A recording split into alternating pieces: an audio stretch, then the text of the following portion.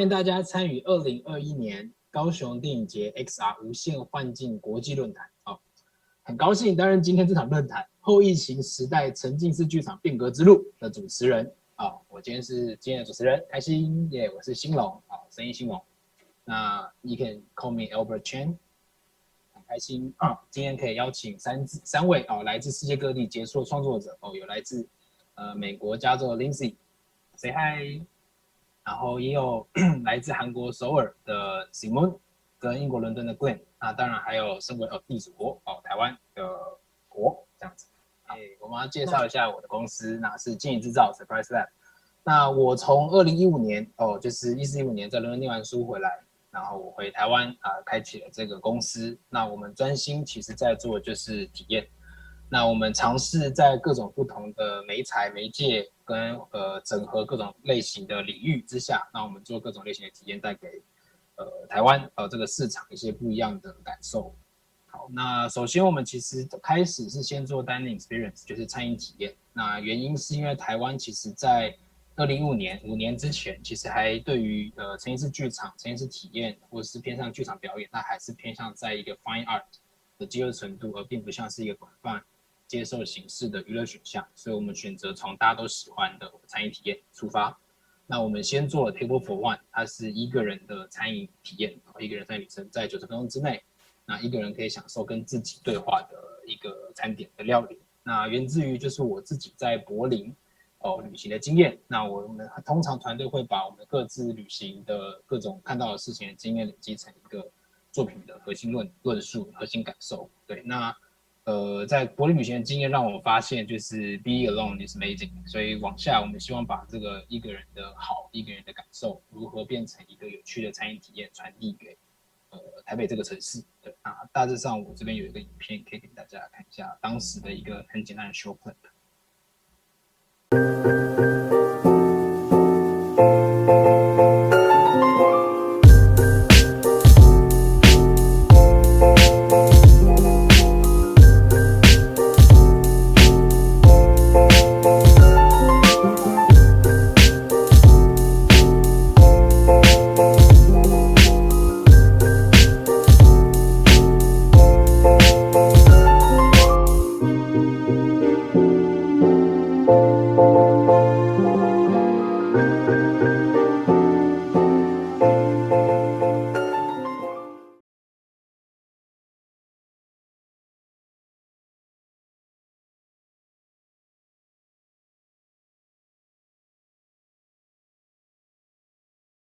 佛案搬到路上，然后在车水马龙的 downtown， 就是繁忙都市之中，就让大家享受这件事情。然后后来我们也在做了另外一个 project Dining in the Dark， 就是无光晚餐。那我相信这个计划在各个世界、各个城市都有。那有别于一般的无光晚餐、无光餐厅，它是透过盲人当服务生，那我们其实是透过表演者当服务生，去为每一套菜变成一个故事，去讲述这件事情。那有别一般餐饮体验，其实我们角色跟说故事的人其实是很重要的。那我们目的也是在测试台湾这个市场接受表演、接受这种举办有互动 live performance 这件事情的可能性。那我们在无光晚餐的这个测试之上，其实反应是好的，就是人们是喜欢扣除一般用餐之外，其实有一个故事性，有一个表演者在透过各种方式、各种媒材去跟你说话。所以后续我们发展出 Immersive Theater， 就是比较 Immersive Experience， 就沉浸式体验，就比较像是大家可能比较在世界各地看到的沉浸式剧场的这种表演内容。那举例来说，像我们比较有名的作品，在台湾是 The Great Tipsy Hotel 微醺大饭店。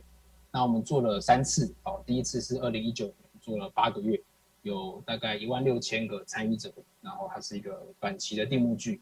那后续跟高雄电影节在去年也合作了1个月的 The Great Tipsy 的 Tipsy Express， 就是微醺列车，然后在车厢里面有不同的体验内容。那最近在今年1月，我们做了一个以台湾故事1980年代为背景的一个沉浸式剧场。那稍微可以看一下，就是我们大概在剧场空间中，每一个场次有36个人，然后有演员带领一般的观众回到了1980年代的这个过往的世界。那我们体验每个角色的故事。那如同可能其他的沉浸式剧场，就是会有我们给予了酒精，给予了食物，然后有不同的房间，那以台湾为元素去做形式上的转化跟说故事的方法。那在过程中你会喝到酒，会吃到食物。好，那我们有另外一个比较大的就是 Club Tomorrow 是明日俱乐部，然后在2020年疫情之前，我们做了3个月。那本来是想要做1年，但因为疫情之下，所以我们被迫就是3个月之后得停止，蛮可惜的。对，然后来自于就是当时2019年的时候，香港如果大家有关注香港议题的话，那当时香港跟中国的共产党有一些迫害，不讲迫害，就是一些政治关系。那我有去香港感受到香港人对于就是这些迫害之下的无奈等等，所以我们以这个为核心去变成创作论述，那试着希望让台湾人民感受到这件事情的绝望跟对，那我们透过游戏的方式建立一个 Cyberpunk 的世界，人们像是一个游戏玩家一样进入这个世界里面，然后他们会被迫分组，分成不同的组织，然后在里面看到相关的故事内容，那最终就是整个体验最后这个游戏，那这个游戏结束完，会有人就是输的人就会死亡，那我们会有一个真的死亡的体验，那获胜的人就会有一个可以迎接明日的派对，大概是这样。这个我蛮喜欢的，这是我们自己做过最大的沉浸式剧场，可能就是大概是这个 project， 然后对，那有一个影片。The story is about to begin. The story is about to begin. The story is about to begin. Welcome to tomorrow. Emily. Welcome tomorrow. 我们要做的事情，发动战争。你打一架战！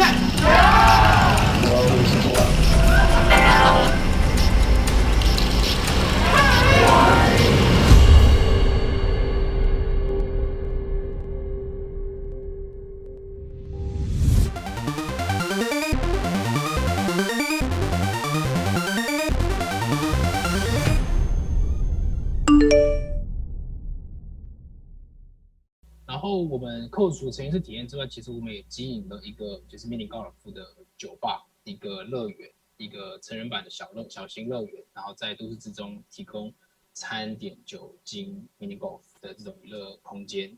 对，那我们叫做 We。那如果有机会来台湾的话，欢迎来这个地方have fun 喝一杯，这样。对，然后也是一个，时间不够，我觉得还是看一下好了。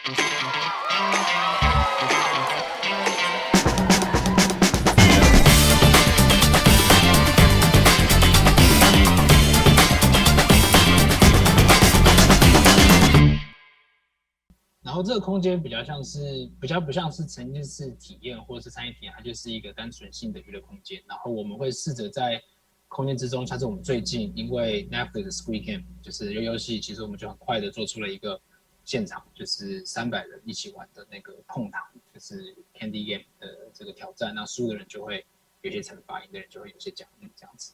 对，那大致上就是我们是这5年大概挑几个案子出来跟大家分享。然后我们大致上就是从 production 做到 distribution， 就是制作上，然后我们会产生这个制作，那我们自己也有行销发行团队去售票，到最后营运它去完成。那针对明年也希望就是希望疫情结束，可以就是 go global， 就是让这个作品可以搬到香港、新加坡或者其他的城市这样子。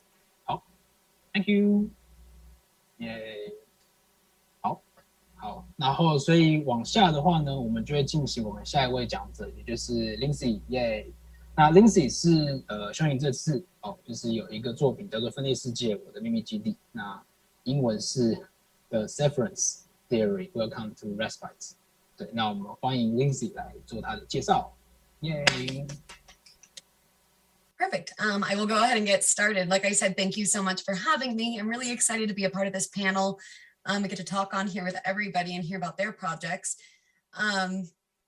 As mentioned, my name is Lyndsie SCOGGIN, and I'm the founder of Coact Productions and also the director and co-producer of Welcome to Respite, a VR experience. So Welcome to Respite is the first chapter of the Severance Theory series. It's story-driven, and of course, it's held in VR. So the biggest feature is that the two characters you see on the screen are actually live performers. There's two actors, and they help guide participants through the story. It's really great because it allows us to have real-time interactions with our audience members, and they can respond accordingly. There's also the ability then to build meaningful connections with the audience members, something that was really important to us. Some history on the project is that Coact partnered with Ferryman Collective, which is the company that actually brought it into VR. And that happened at the beginning of this year. Ferryman Collective has the team to build it, and Coact worked with them to take a show that we did in real life and adapt it to virtual reality. So yeah, it didn't start in virtual reality at all. So this is some imagery from our real life production, and it was designed for a single audience member. So only one person would come through. Their name was Alex. And yeah, the show explored what it might be like to live with mental illness. It was made with a tiny team of only 4 artists, and that includes myself. And it had a really short run of only 2 weeks and a total of 64 audience members. Even with that really short run, we went on to win an award for Immersion Nation's Best Intimate Immersive of the Year. So December of last year, I was approached by Deirdre, she's one of the producers of the Ferryman Collective, and she performs there as well. She had played a voiceover artist in the original production, and she had began the Ferryman Collective with their team because the pandemic was happening, and she wanted to perform, and they were really excited about the viability and the possibilities of doing this kind of work in virtual reality. And when she came to me, she was totally convinced that Welcome to Respite would make a great production in VR. And to be honest, at the time, I didn't even own a VR headset. In fact, I had never ever done an experience in VR at all. But I was really excited about what the possibilities were for that. And hell, I wasn't doing anything else during the pandemic. So so we ended up joining teams and made this show happen. So one of the big things was that I knew that Welcome to Respite had a really strong story, and that it was a story I wanted to share with more people. So what is that story? Well, it revolves around Alex, who you see here on the screen. And they are the main character, and they are played by the primary audience member. They're sent into a lost memory from childhood. There they return home, and they encounter their parents, who are the ones that are played by the actors.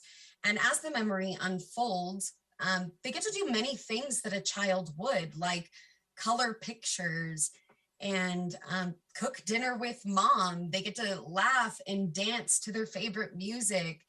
And maybe they even get to play as an astronaut out in space with dad, just like a child actually would. And throughout the interactions, mom and dad are really focused on making Alex feel loved and building a connection with them that feels very parental, especially for those that may not have had great parents, that it might be a chance to kind of redo that experience in a simulated environment. But But something feels really off to Alex, and it seems that there might be something darker lurking underneath the surface. And that is because Alex is struggling with a mental illness called dissociative identity disorder. So I did want to talk a little bit about what dissociative identity disorder is, because it informed the experience so much. Most people will know it as multiple personality disorder. It's extremely rare, it's extremely complex, and it's actually highly debated in the medical community. Doctors will often argue about whether it's even real or not. For the sake of this, we're going to go ahead and believe the people's stories that we heard. So I'll go ahead and read the definition. It's characterized by a person's identity fragmenting into two or more distinct personality states. The cause of it is usually involves some form of long-term abuse, usually from early childhood. And if the person experiences trauma for a long time, the person will dissociate or escape from the self in order to avoid distress. And over time, the coping mechanism can result in the individual having a fragmented identity. So in other words, something really bad is happening to this, likely a child, and their brain is trying to protect them by letting them mentally escape from the situation. So some of the symptoms that they might experience with that are big gaps in memory, lost time, flashbacks, internal voices, the other personalities speaking to them in their own mind.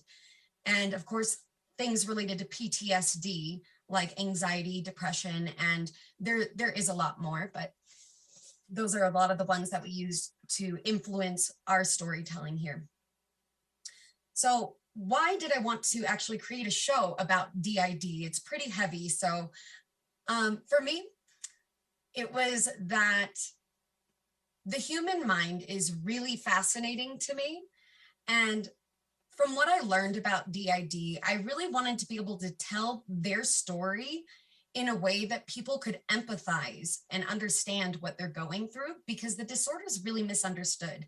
And for those who don't know much about it, it can be kind of freaky.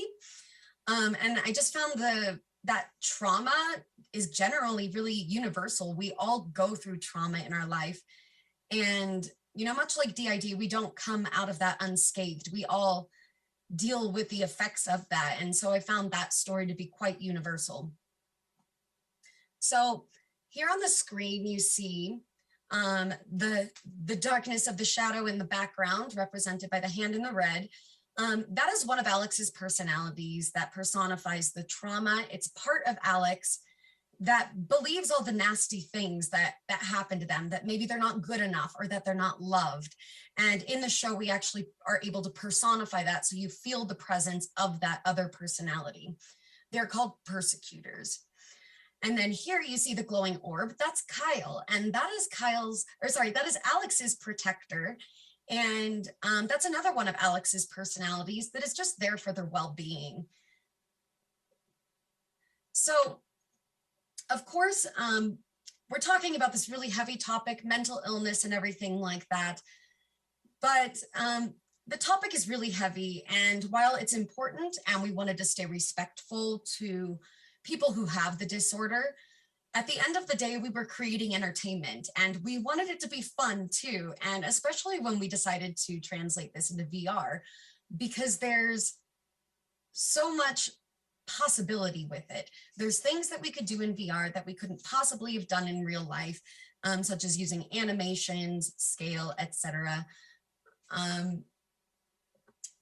So what we ended up creating ended up being a bit of a blend between what we knew about immersive theater and our experience doing that. We wanted it to feel cinematic as they were going through it. And because it's in VR, we had a chance to use some elements of game design. And we blended all those together to create the overall experience. So just a few examples of that. We have here, this is our onboarding room. This is where when you come into VR, this is where you show up. And it is huge. It is larger than life. You're in a giant fort and you're surrounded by all these artifacts from Alex's childhood.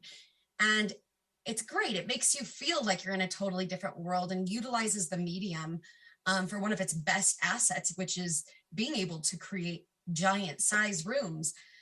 And one of the things that we do here is that we get our audience members into the proper avatars. So one thing that we couldn't do in the real life production was have additional audience members.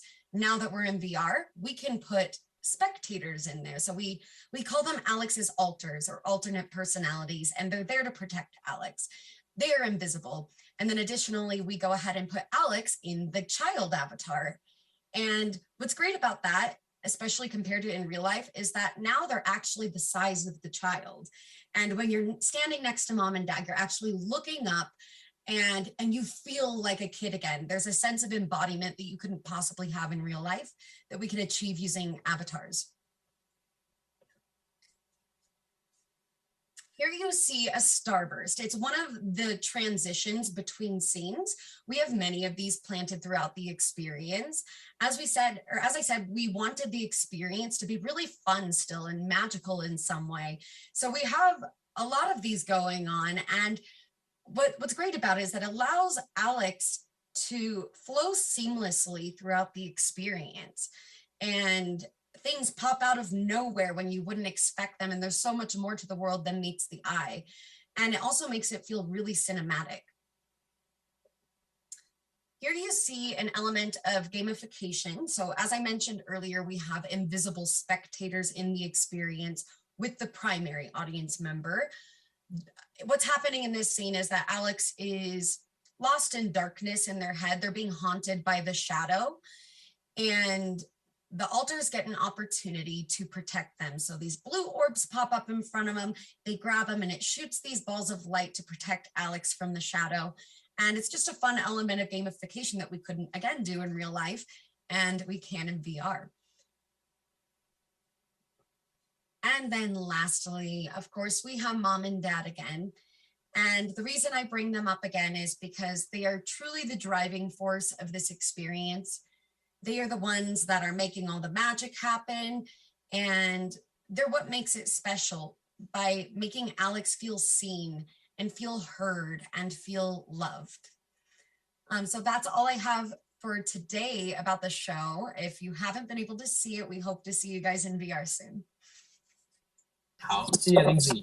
然后我自己有玩过这个分裂世界我的秘密基地的，我觉得超棒。然后我喜欢你刚刚所说的，就是 DID 这个议题其实比较深，但是后来你很多选择都是使用很娱乐性的方式去做完成这个体验。对，那我最喜欢其实就是一开始就是 Avatar， 就是 as Alex Toys， 对，但它突然可以变成Alex， 然后跟你刚所说的就是 Alex 去跟自己爸爸妈妈的这个高度的这个差别。对，那有趣也就是因为是亚洲文化。跟可能欧洲文化的家庭的关系不一样，所以我其实真的像是我在体验一个美国家庭之下的跟父母亲可以有的互动。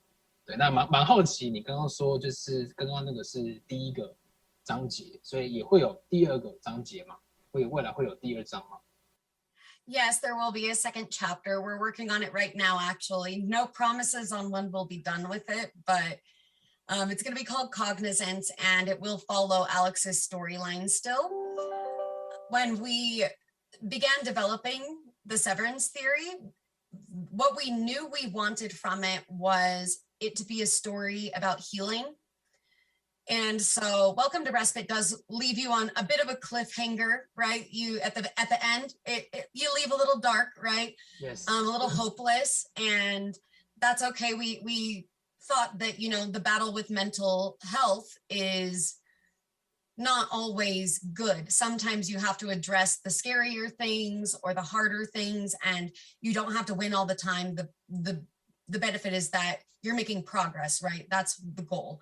So we kind of wanted the story to be about healing from the trauma or dealing with the character we call the shadow in there in a way that Alex can become a more whole person. So that's kind of the journey that we're on right now and trying to figure out the right ways to do that. But yes, there will be more chapters. 好，我会很认真的 follow 你们，然后如果出来我就一定会想办法看到，谢谢你。那我也好奇，就是因为这本来是一个 live performance， 就是现场的体验，但那它转到一个 VR 体验，那有哪一些 setup 或哪些设定是你有所保留？那哪一些其实因为VR 这个媒介你需要所做更改？那可不可以分享一下这个转换的过程？这样子。Yeah, there were actually quite a few changes that we had to make because there were things that worked really well in real life that didn't work in VR. And then, of course, VR can do things that you can't in real life. So some of the stuff that we had from the real life production that are not in the VR, when Alex comes home and mom is in the kitchen making dinner, Alex is actually eating snacks in the real version. So mom makes him a plate of carrots and celery with ranch. And I don't know if you guys are familiar with Capri Sun, but it's very popular here. It's a juice here in America that every kid knows what it's like. So we were trying to establish a lot of nostalgia with the food elements we were using. The sensory elements generally did not make it in. We had the smells of actual food cooking. It smelled like home when you walked in. When you go into Alex's bedroom, it smells like fresh linens. And so a lot of the smell elements, any kind of food and beverage elements. Oh, you got to actually eat cookies in the real one too. Sorry for everybody who really wanted a cookie. Yes, so the sensory elements didn't make it. There were adjustments around onboarding because in the real life one, we were careful about why they were just showing up to some house. And so the narrative was actually different around that. They met with a realtor after their mom passed away as an adult. And the realtor was the one taking them to the house and they were inheriting the house. And that's why they end up there. And then it ends with the realtor as well, offboarding them. So of course we couldn't do that.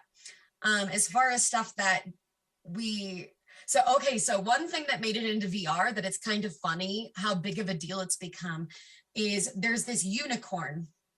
We call it Uni, and it's just this pink unicorn. It's a stuffed animal, and it's Alex's favorite toy, we say. That was never in the original, but we needed to alter a scene because in the original, we had like a memory box with a bunch of trinkets, and it was really hard to do that in VR with just like picking up the little tiny things and like afraid they're going to drop everywhere. It was a little too much. So we ended up just changing it into one stuffed animal, and mom talks about how they got that. But that unicorn has become an icon of the VR version because everybody loves it so much. And then of course we ended up putting it in the onboarding room as like the king of the castle. So, but that one's kind of funny. And yeah, of course the transitions are a lot different. I talked about that already. The ending ended up changing for the VR version. In real life, it really worked to leave it on a cliffhanger. In real life, you're laying in bed and I don't know how much I want to spoil. There's a really terrifying ending that happens and you're just curled up in bed, totally frightened. And then the realtor just walks in and she's like, what are you doing? Is this, and it was great. It worked awesome for the real life version, but it didn't work at all for VR. There was too many loose ends. And we wanted to explain and wrap up the beginning that we started with. So we ended up leaving it with a bit of a message again about mental health and being able to dig further in so that we can come to the place of healing. We wrapped it up a little bit more. So those were some of the standout changes. Thank you, Lindsay. 好，那我们下一位是 Sngmoo， 耶！好，那他这次的作品叫《拯救稻草人》，是 Scarecrow VRC。对，那我们欢迎 Sngmoo。Hi, this is Lee, creator of Scarecrow VRC, and I'm going to share my short experience with this piece. Okay, so I'm from filmmaking background. So when I first encountered VR, I really thought that this is the ultimate storytelling medium. So I decided to give it a shot. And since I'm from the cinema background, it was natural that I do it with the 360 video. So I made a film called Eyes in the Red Wind. which is one take, single take, 360 video shot, and it's on the boat and with this kind of rig. One thing I realized is that the 360 video is great, but so much limitation, and it's not actually a VR because part of the virtual reality storytelling is interactivity, and 360 video just lack it. So I decided to explore the full potential of the VR storytelling, which is VR immersive theater, in my opinion, because the interactivity in VR by algorithm is very limited, and there is no substitute for the human actors. So I give it a shot with a project called First Crisis, which is OptiTrack based 2-on-1 VR immersive theater.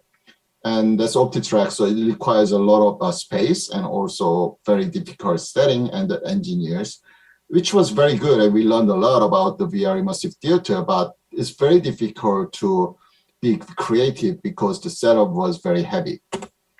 So we went to the other way to go to low-end side of the VR immersive theater. So instead of the OptiTrack, we used the smart suit and iPhone-based motion and facial capture. And this was one-on-one VR immersive theater. And this reporter from VR Scout summarized it very well, so I'm going to share that with you. Including Scarecrow. It combines VR technology with live actors, haptics for all this weird effects that create this theater 4D experience. I can't even explain it. Let's check it out. Easily one of the most memorable experiences I've tried at Sundance 2020, perhaps even in the last 5 years of film festival exhibits with VR and AR technology. Just the sheer combination of different elements truly blew me away. I can't believe they were able to put it all together.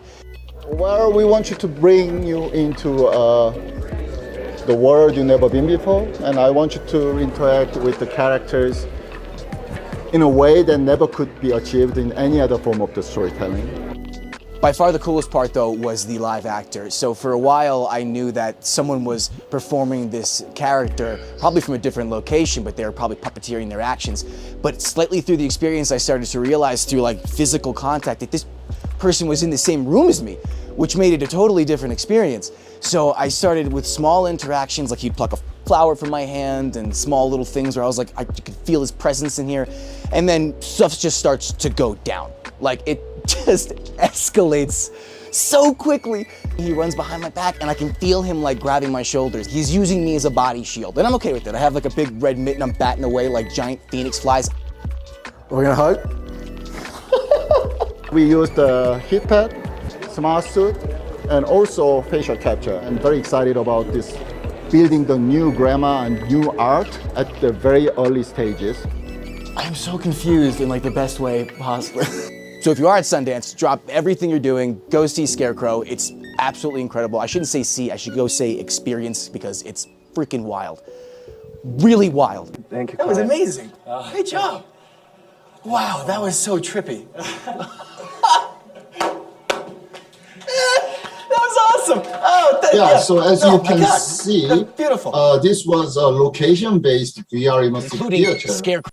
And it gained some popularity, and we some festival wanted to invite us to the other festivals, but that was last year at Sundance, February 2020, and right after that, you all know that what happened. So whole world shut down, and we couldn't go anywhere except even in Korea. So when I developed Scarecrow, the network version was planned, but that was not until 2021, which is this year. So, but there was some demand, and some of the festival programmers asked if there is a way to show the Scarecrow with the limitation of this COVID. So we decided to give it a shot at VR chat. So we called it a Scarecrow VRC. And in the original Scarecrow, there are many aspects which cannot be translated into the VR chat version.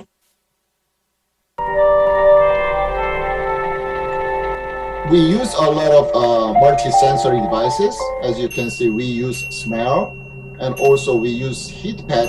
So when the player touches the heart of the Scarecrow, we feel the heat from the heart. And that kind of thing was crucial to make the bonding with the player with this virtual character. And when she touches the snowman, she feels the coldness. And that kind of thing is not just a gimmick, but it is kind of sell you into the virtual world. So we thought it was a crucial part of it. As you can see, when the flower blossoms, there are smell of the flowers. And right after that happy moment, when the firebird hits back, there are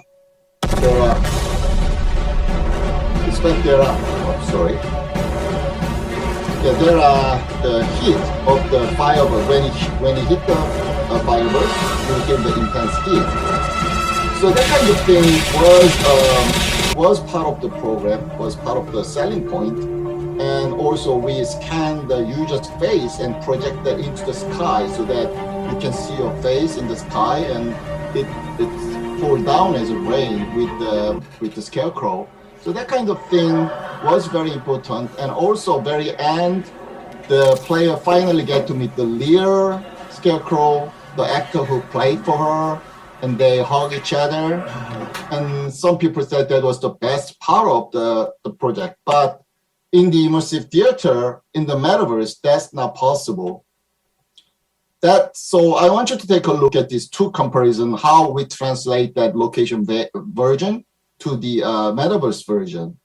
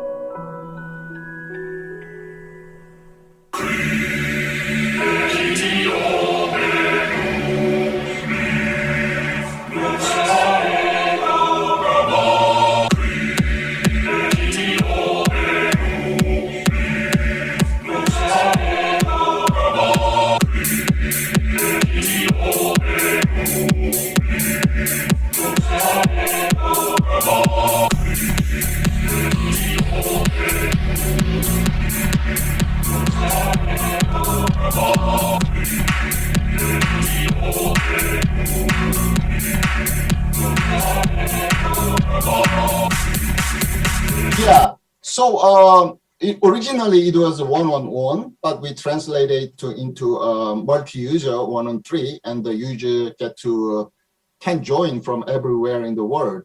And the last piece you saw was not pre-designed, but there was some high demand at the end of the Rain Dance Festival. So we kind of improvised to accommodate 40 participants with their own avatar. And we even had a rap party, and they throw the money at us. That felt like a real gig at the metaverse.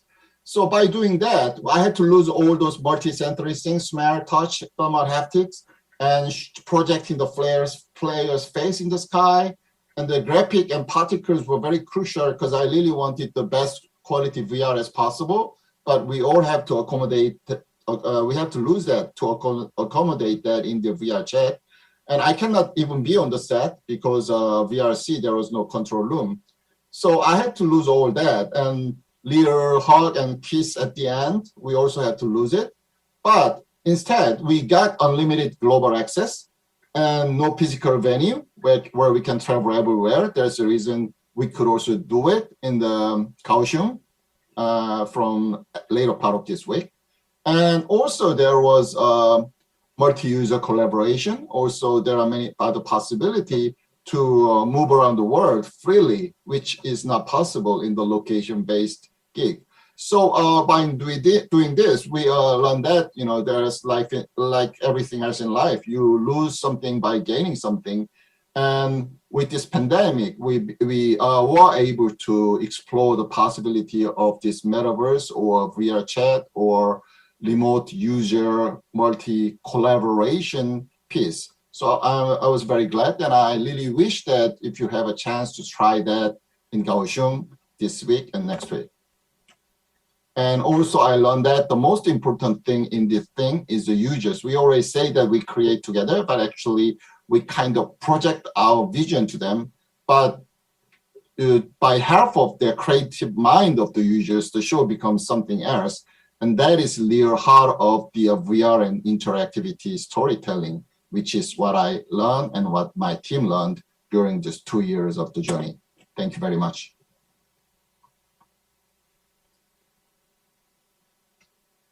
Thanks, Moon. 我上次有去玩，也有跟你一起玩这个 Scarecrow， 所以很开心。对，那我其实蛮好奇，就是因为 Scarecrow 的演员他是不能讲话的，然后你用肢体语言的方式 （body language 的方式）在引导体验者去执行。那因为你刚刚有说你的 background 是电影导演，那我觉得电影导演可能跟剧场导演也有一点点不一样。那在演员的设定上面，你有没有做哪一些事项是在 VRC 这个版本的时候是可以让演员是可以透过没有语言，但还是可以让体验叙事流程是顺利的引导参与者是可以完成你要的体验。Yeah, I mean, like you said, it's totally different, and the term director means very different, even from location version and the metaverse version, because I cannot even be on the set. I can technically if I become a ghost participant. So it's pretty much give it to you. I mean, you set up some word and you make the story and you make certain criteria and you can talk to the actors, but once the show starts, it's their game. And that's a lot of freedom. And I really, even when I on the set during the location version, I cannot feel the chemistry between players and the actors. So I try to minimize my intervention as less as possible. If technical problem, yes, but I don't want to try to do faster or slower because they have to create their own rhythm. So it becomes more like a conductor of the orchestra rather than the director of the film. And I quite liked it, and it's always enjoy watching them creating something great together based on my blueprint. So that's another privilege I can get as a VR immersive theater director rather than film director, which I have to just cut and slice everything by myself. 所以每一次的表演其实都是演员有很大的自由度去完成这个作品。那你会担心说这个自由度会跟演员自己的状况导致这个作品每一次表现的成果的差异性很大吗？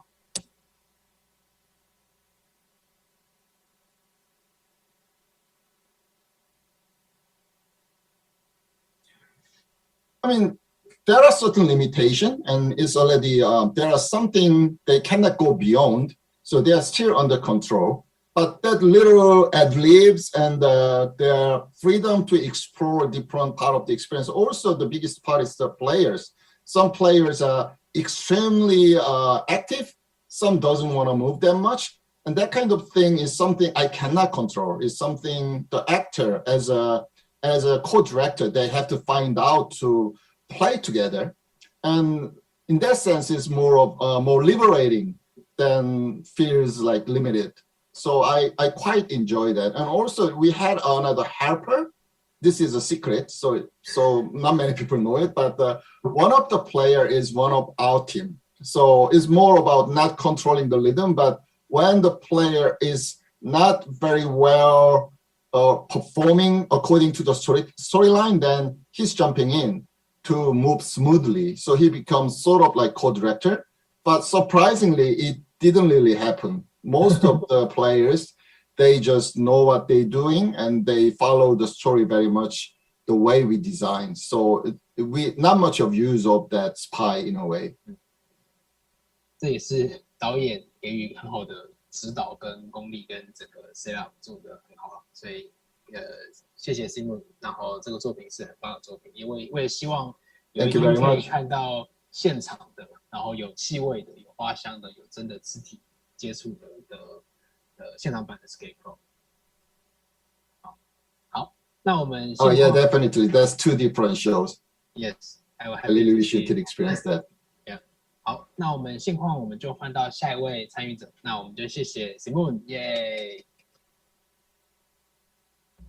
好，那我们接下来是来自于英国伦敦的 Glen Darkfield 的 Glen， 那他是 Art Director of Darkfield， 然后他这次带来的 Darkfield Radio 有2个作品，一个是永生，一个是灵界访客 Internal 跟 Visitors。那我们来欢迎 Glen。 Hello, thanks for having me. My name is Glen Neath and I'm co-artistic director with David Rosenberg of Darkfield, a company. We're based in London in the UK and we all come from theatre backgrounds. David and I have actually been working together for over 10 years and we made 2 shows that toured to theatre venues before we founded Darkfield in 2016 with our producer Andrea Salazar. Now, all our work is audio only and uses binaural sound and complete darkness to try and place each audience member into the center of the story where they feel as if they are integral to the story as it's evolving around them. Now, we founded the company for a number of reasons. Firstly, and most importantly, we wanted complete control of the space where we were presenting shows because there were sort of issues with making them for these theatre venues because one, it's very, very difficult to make a venue completely dark, and there was a sort of disjunct when we presented the piece in a space that didn't match the general dimensions of the room that we recorded it in. So we looked around for other possible venues, and we fell upon the idea of making a show for a shipping container. And then having decided that, we then realized we could introduce other elements to augment the audio, such as other sort of special effects, such as moving floors or furniture, wind and aroma, etc. And we also had we also now had an interior design that we had to bring to the show. And so even though the audience enter the container and within a couple of minutes it goes completely dark, it's very important that there is a sort of a physical set that they're able to take into the dark with them, because we're always playing with the idea of the space that the audience is sitting in. Next slide, please. So all the shows are about half an hour and they're for about 30 people. And they can be presented as many times as we like within the day. So in Edinburgh, for example, I think we were running 18 times a day. You can see here that the containers are all located in Canary Wharf, the 3 shows next to each other, where people were able to go and see all 3 shows in one evening and have a drink and something to eat. Having made that first show in a shipping container, it became clear quite quickly that that was quite a good model for the future. So the idea being that you could create shows in shipping containers and then present them all in one space at the same time, because there was a little bit of a worry that for such a short show as 20 minutes, people may not travel out to see it. So this was a way of creating a full evening's entertainment. Next slide, please. So making the shows short and intense. Now they were sort of running at 20 minutes as opposed to 50 minutes, which those first 2 shows in theatres were running at. We sort of leaned into this sort of, the audiences basically were sort of unnerved and a little bit scared of the dark because it's very, very dark in these containers. And we sort of leaned into that and sort of decided to explore fear and anxiety as a theme for all our forthcoming shows. And the first one here that we made for a container, Seance, we set in this dilapidated drawing room, and it came about because we were we never sort of we never sort of write shows to tell stories. We basically create shows around the audience member. And the way that this show came about was what would be a good seating configuration to put an audience into. So as you can see, they're sitting facing each other with their hands on the table, and the table moves in the darkness as a spirit medium seems to walk along it. Next slide, please. Flight, our second show. Well, that was just a sort of, we wanted to put an aeroplane into a shipping container, and that was kind of that was the starting point for that show. And we, and it was unnerving how sort of natural it felt for the audience to come into the space, put their luggage into the overhead lockers, sit down and put their seatbelts on before the show started. And for that show, we used a moving floor to simulate takeoff. Next slide, please. The next show, Coma, came from a desire to have audience members lying down. So as you can probably see from the photograph, we lined both sides of the container with triple bunk beds. And with this one, we introduced a bespoke aroma system for each headboard. Every bed had a little pipe that sent smells out over the audience member's face. And we also invited them to take a pill before the show. Next slide. We don't really have that many slides actually, because all of our shows take place in the dark, and they're audio only, so we don't have very many visual references there to show you. So our latest show, Eulogy, which was just been running as the London Film Festival, uses a new voice recognition system which allows the audience to have some sort of small impact on the story. It's not branch narratives, but it's more to sort of to make the audience members feel as if they have been acknowledged by the characters that they hear in the story around them. Next slide, please. So in March 2020, when the pandemic hit, we had all three of our shows on in King's Cross, and we had to close them down and consider our options, how we were going to pivot from these location-based shows. People didn't want to go into a tight, small space with each other, and what could we do to continue to make work? So we'd already been thinking about possible ways to make shows online, and we had an app available to us that we just needed make a few tweaks to make it viable for our purposes to present these shows on Darkfield Radio, what became Darkfield Radio. And so we were able to sort of launch that a couple of months into the pandemic. Next slide, please. So when David and I began working together, we knew that we wanted each audience member to be at the center of the story, and darkness and binaural sound is a very good way of achieving this end. So binaural sound sort of allows you to whisper into every audience member's ear at the same time. And so this central idea of the audience as protagonists, and this isn't about making them active in any way, because they're mute, because everything is pre-recorded, and they can't move because they're in complete darkness. It's more about it's more about the proximity of the action to them. So when the sort of show comes very close to you, it feels very live, and you feel very much as if it's real. So we had to think about ways that we could engage the audience members so that they felt active in the story, but didn't give them any kind of opportunity to speak and discover that their voice didn't have any impact on the events. So we sort of, one of the main things that we've always done is we've worked with ways that other audience members seem to be active in the space around you, and that makes it feel as if the environment is live. It feels like everybody else, every other audience member in the show is responding to prompts from the recorded characters. We play with this idea of them being unwittingly cast in these incidental roles. That means they are spoken to by recorded characters, and then they react in a sort of way that an audience member would, which is more often than not slightly bemused. But it's sort of that makes it feel as if that you're in danger of being picked on next. So it gives it a sort of live feeling. So when we started making the Darkfield radio shows, we had to think a lot about this loss of the darkness, because the audience could just open their eyes and destroy this. So this loss of control was a really big issue for us, and we spent a long time with our first show, Double, trying to find a way of asking the audience to close their eyes. That felt as if it was integral to the story, and didn't just seem to be a request. And in Visitors, which is one of the shows at Caution Festival, you are in the room with people and they are dead. So that's sort of their ghosts, and that explains the reason why if you open your eyes, you wouldn't see them.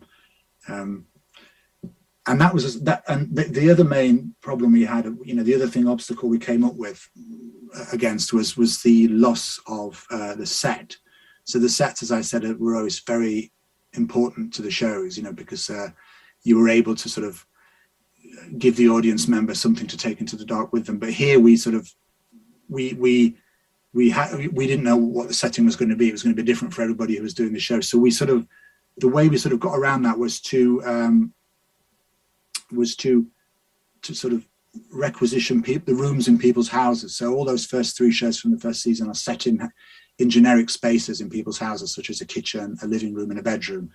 And we sort of we tried to sort of make an audience look fresh at those rooms and the people that they were living with, that they thought they were familiar with. And we started to mess with the idea as maybe they weren't as familiar as they thought they were. But there was a big risk. We didn't know whether these new shows would work, because as I said, we lost control of 2 of our main elements, and so we had to make the first show and test it before we announced that we were going to be doing it. And the other thing that was felt very important when we were making these radio shows was that we wanted to maintain some sense of a live element. So we programmed them at particular times of the day, and those first 2 shows, Double and Visitors, were for 2 people, so that it felt that there is a responsibility for the audience member to invest in doing the show, because they were doing it with somebody else. And the more that the audience invests, of course, the better the show is, because the shows are a lot about what people bring to them themselves.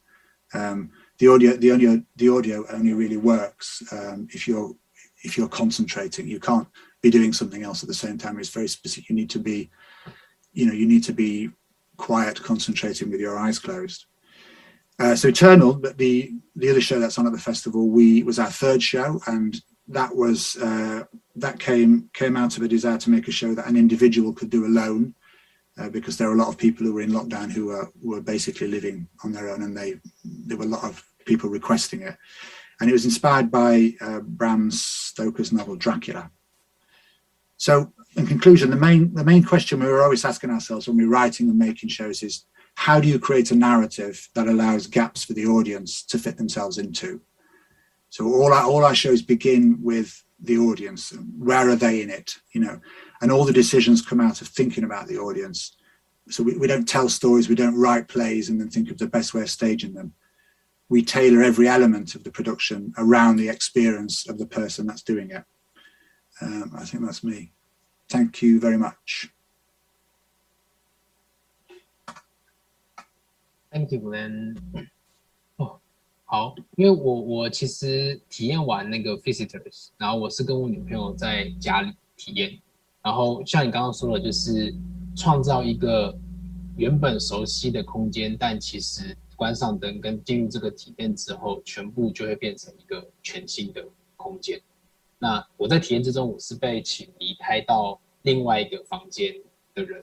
然后当我关上门的那个瞬间，其实我感受到前所未有的不安全感，然后就觉得真的是我女朋友我的 partner 在外面就是疯狂的敲门跟创造这其实就是我家，但其实它也不是我家，怎么会有这件事情发生？对，所以我蛮好奇，就是蛮多像 Darkfield Radio 应该就是居家体验这件事情的话，那很多会有家里不受控制的元素，举例来说，像是体验之中，我家的猫就一直在叫。那像这种体验，其实在设定上，你们本身会有一些希望，或是有把这些东西预设进去的设定去来控制这些不可控的因素嘛，那让这个体验可能是如你想中的方式进行。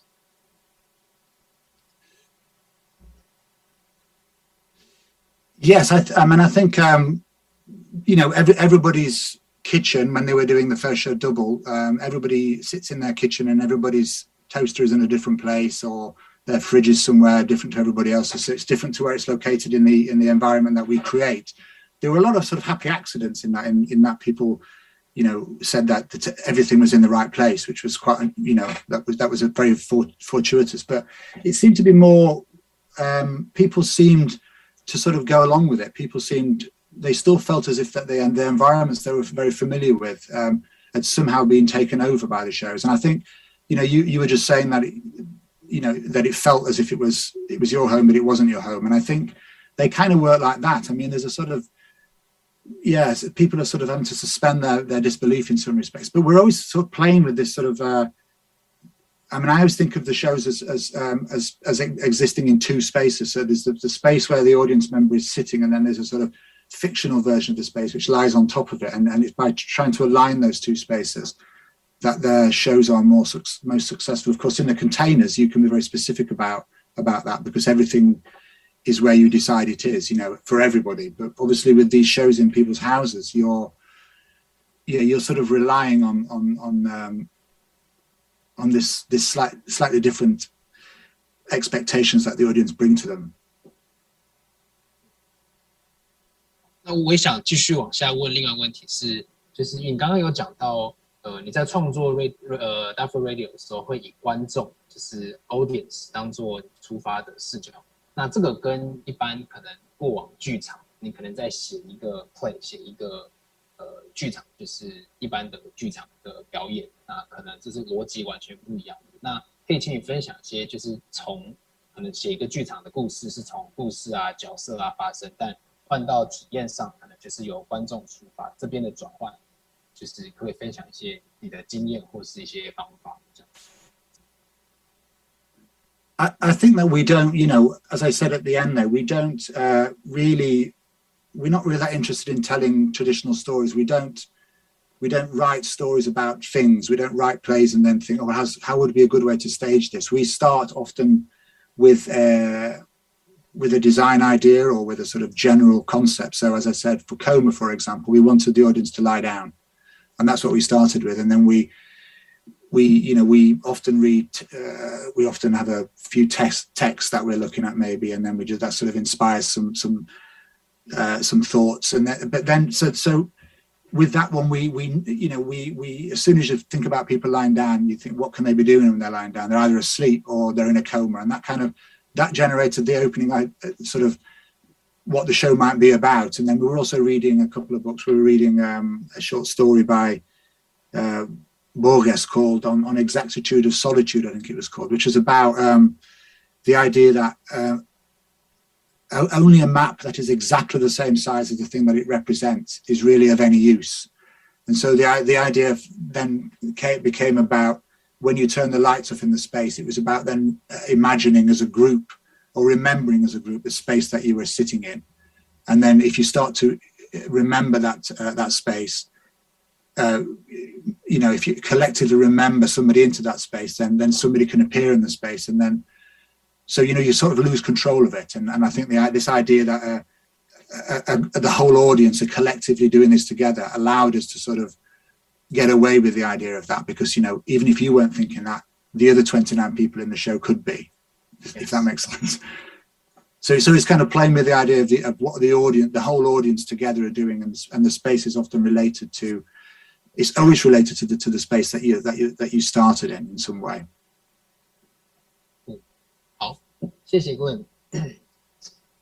好，我很期待可以去看现场的 Darkfield， 因为我有朋友在应该是2年前疫情还比较好的时候，在伦敦有看到那个应该是桌子的移动的那个 project， 对，然后他说他非常喜欢，然后他回来台湾就跟我们分享，就很想有机会去看看，对，说不定明年暑假我可能有机会会去伦敦，就再拜访一下。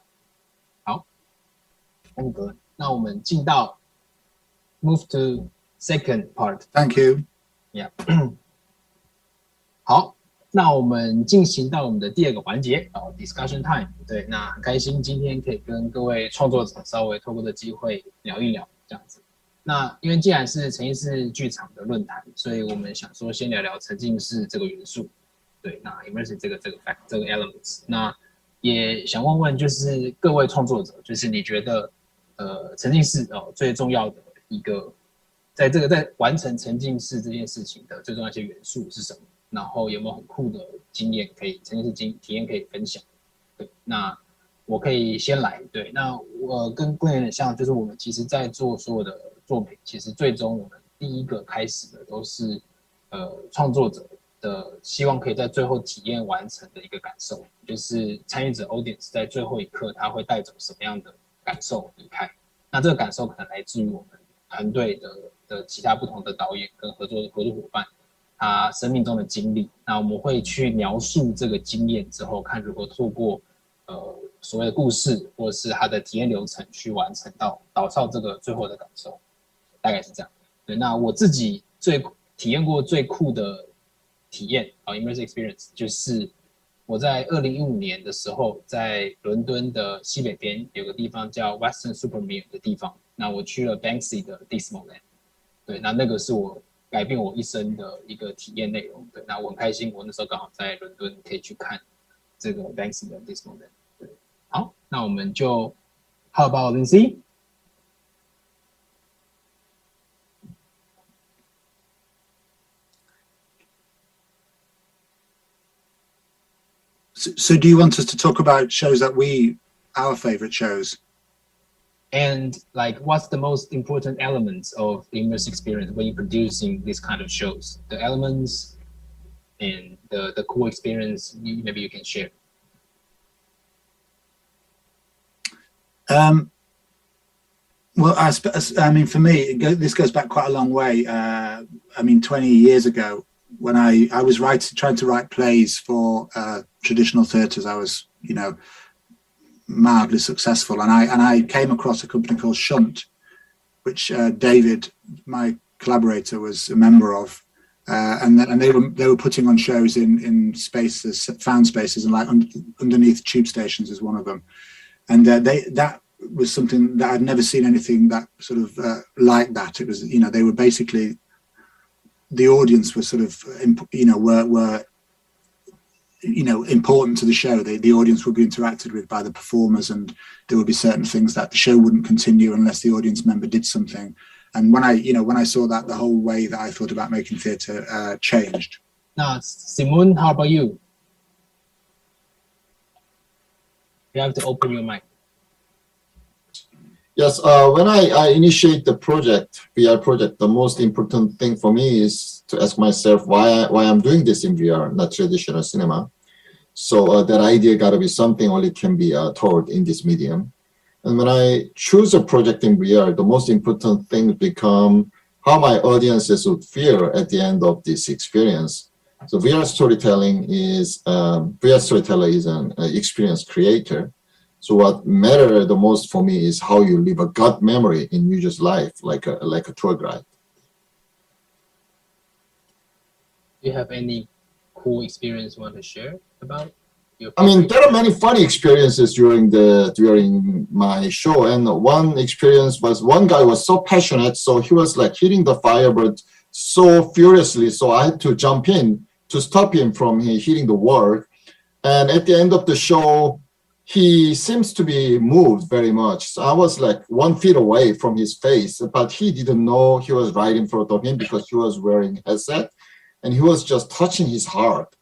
And I was right in front of him, and that was like surreal to me, and I was deeply moved by that experience. Cool. And how about you, Lyndsie? Yeah, I kind of have to jump on the bandwagon with the emotional thing. Something that I always like to look at now that I'm a little more experienced is emotional design. Like actually, once you have like an idea of what your experience is, actually mapping out during this 5 minutes, this is the emotion we're driving for. I think that there's a lot of aspects of immersive design that feed into that. Some of that could be environmental. You could look at some really well done haunted houses and everything, and how easily you could see how they're doing that environmentally, and creating those emotions, or those kind of jump scare type things. That's just an easy example. But I think a lot of it's like in the nuances of like the roller coaster of emotions, right? Like create these downs, create these ups. You don't want it to feel stagnant the whole time. So yeah, some of it could be environmental. I think a lot of it is how you feel when you're connecting with the performer. I think for me, when I'm going to an immersive theater show, my favorite parts are the one-on-ones. Like you're always seeking that out. You're always all like, how can I get a secret scene? And a lot of that's because having that attention put on you and feeling seen by an actor, it makes you feel good. It makes you feel like you got something that nobody else got. And one of the few things that you're able to do with immersive theater, specifically for working with live performers. So, yeah, emotion. 所以在加州或是美国，现在已经有非常多沉浸式体验是很普遍的嘛，就是 live performers。Yeah, specifically in LA, we're really lucky that there's a lot of different companies here and kind of a hub for the industry. LA is the home of No Proscenium and everything immersive. So a lot of the producers around are very collaborative, and we all work together a lot, and get to go see each other's shows a lot too. And that's been really great because there's such a huge diversity between, like I said, these crazy haunted houses. That's on the top of the mind. It's October. And and little immersive theater shows, as well as some bigger ones as well. But we get to see a lot of experimental work, as well as some more bigger products, I suppose. So I like the experimental stuff. It's really interesting. Cool. Thanks for sharing.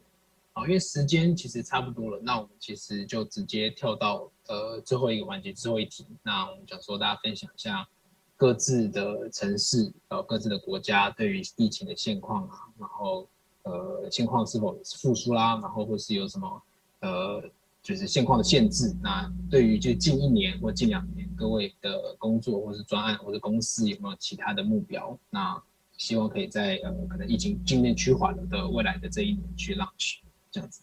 好，那我们还是 Glen you first。Sorry, did you say with me? Yeah, okay.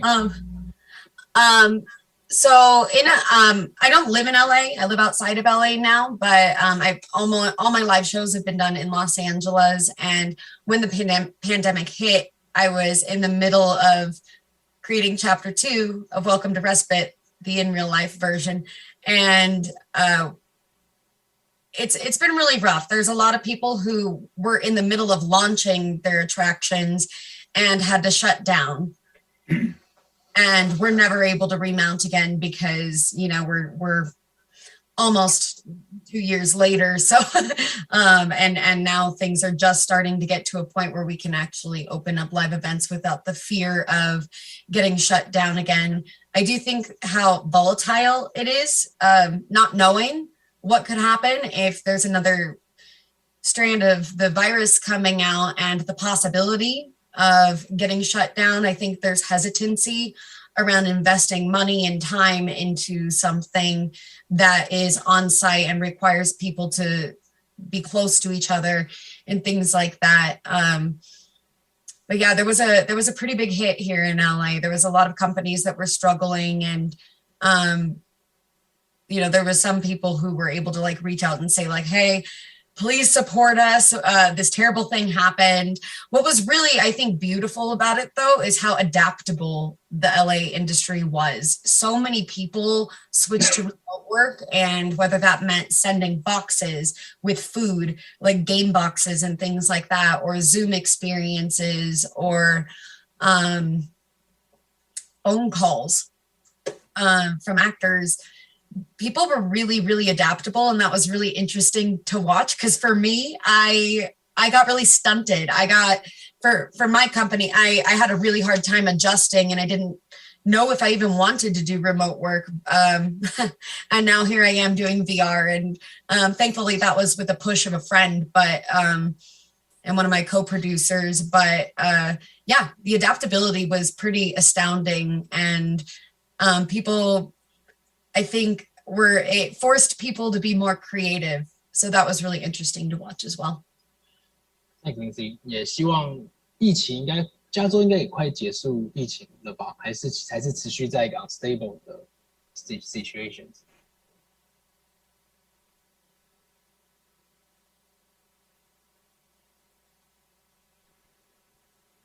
In LA, you're required to wear masks indoors still.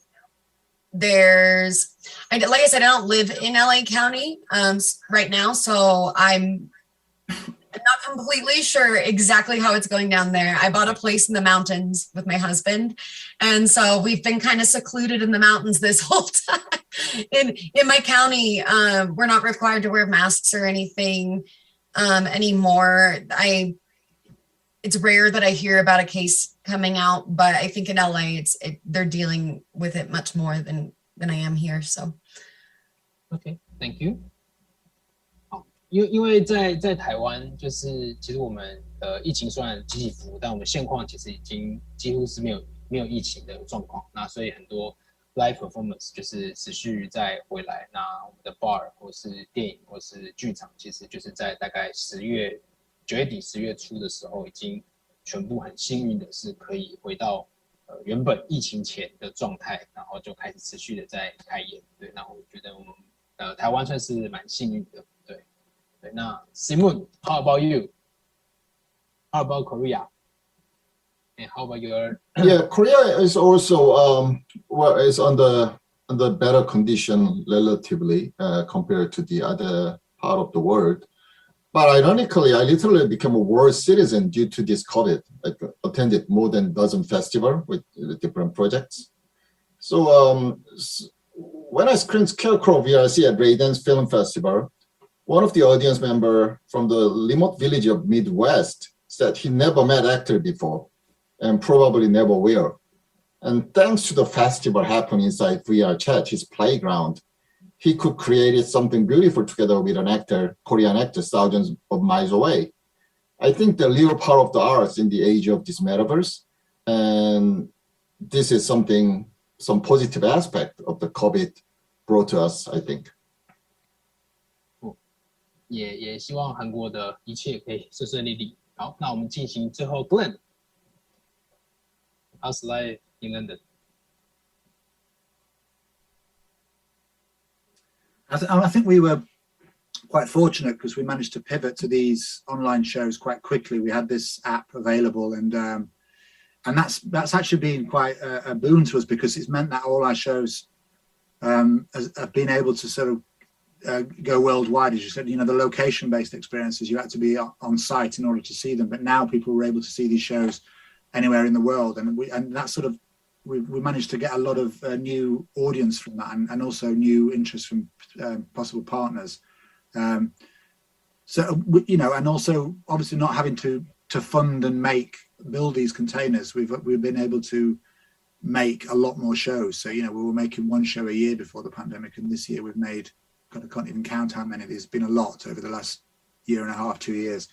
And I suppose in terms of coming back from the pandemic, I mean, I think again we're quite fortunate in that we sort of exist outside of the sort of normal theatre. I mean, obviously it's very difficult because people, as Lindsay said, producers don't want to commit money because they don't know what's going to happen, and we have shows that we can roll out. We have our containers and we can just put them out somewhere quite quickly. We don't have to worry about making a new, rehearsing a new show and all the possibilities of people, one person getting COVID and the whole cast being put into isolation. So in that sense, I think coming out of it, we hopefully will find that we can be quite nimble and get our shows out quite quickly. But will Darkfield release like Chinese versions of the experience? Mandarin versions? Yeah, we are working to do shows we have 3 shows in Korea. We have 2 radio shows and a shipping container show, Flight, and we're hoping to do the same in China and in America. So we're sort of talking to possible promoters to put things on over there as well. And Australia, where we've got all our shows are out in Australia and have been since the very beginning. So that's the plan, is to spread our wings. 好，期待可以有中文。I'm looking forward to like the Mandarin Chinese versions of experience, then so that like for Taiwanese people they can experience it as well. OK， 好，那 Yes, hopefully, yeah. 好，最后那我们今天就谢谢大家参与今天的讲座哦，然后也谢谢今天语坛的3位伟大的创作者们。那高雄电影节 Xr 无限影展，然后到10月31号，那今天我们的论坛就差不多到这边结束。那我们论坛中提及的2个作品，来自 Sngmoo 的拯救稻草人 Scarecrow 跟 Darkfield Radio 的2个作品，其实都还有场次，所以有兴趣的朋友哦，最后欢迎上高雄电影节官网网站查询。那想了解更多 Xr 产业与内容制作趋势，欢迎到雄影官方 YouTube 频道观看其他精彩的论坛、影人分享会。再次谢谢大家今天参与今年的雄影，那我们下次见。